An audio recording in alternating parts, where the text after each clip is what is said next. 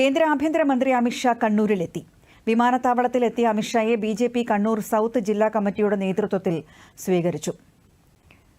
കൂടുതൽ വിവരങ്ങളുമായി ഇപ്പോൾ കെ.ഒ. ശശിധരൻ ചേരുകയാണ്. ശശിധരൻ, അദ്ദേഹം രാജരാജേശ്വര ക്ഷേത്രത്തിൽ എപ്പോഴാണ് ദർശനം നടത്തുന്നത്? മറ്റേതെങ്കിലും പരിപാടിയിൽ പങ്കെടുക്കുന്നുണ്ടോ? എന്താണ് വിശദാംശങ്ങൾ? സജീദേവി, 4:30 മണിയോടുകൂടിയാണ് കേന്ദ്രമന്ത്രി അമിത്ഷാ കണ്ണൂർ രാജ്യാന്തര വിമാനത്താവളത്തിൽ എത്തിയത്. അവിടുന്ന് റോഡ് മാർഗമാണ് തളിപ്പറമ്പിലേക്ക് വരുന്നത്. അല്പസമയത്തിനകം തളിപ്പറമ്പിൽ എത്തിച്ചേരുന്ന അദ്ദേഹത്തിന് ബിജെപി നോർത്ത് ജില്ലാ കമ്മിറ്റിയുടെ നേതൃത്വത്തിൽ ഊഷ്മളമായ സ്വീകരണം ഇവിടെ ഒരുക്കിയിട്ടുണ്ട്. പുഷ്പവൃഷ്ടി നടത്തിക്കൊണ്ടുള്ള സ്വീകരണമാണ് ഇവിടെ സജ്ജമാക്കിയിട്ടുള്ളത്. ഏതാനും നിമിഷങ്ങളിലും തളിപ്പറമ്പിൽ എത്തിച്ചേരുമെന്നാണ് നമുക്ക് കിട്ടിയ വിവരം. തളിപ്പറമ്പിൽ നിന്ന് അദ്ദേഹം നേരെ രാജരാജേശ്വര ക്ഷേത്രത്തിലേക്ക് പോകും. അവിടെ സ്വർണ്ണ കുംഭം വെച്ചുകൊണ്ടുള്ള പ്രാർത്ഥനയായിരിക്കും അവിടെ നടത്തുക. അതിനുശേഷം അരമണിക്കൂറോളം ക്ഷേത്രത്തിൽ ചെലവഴിക്കും.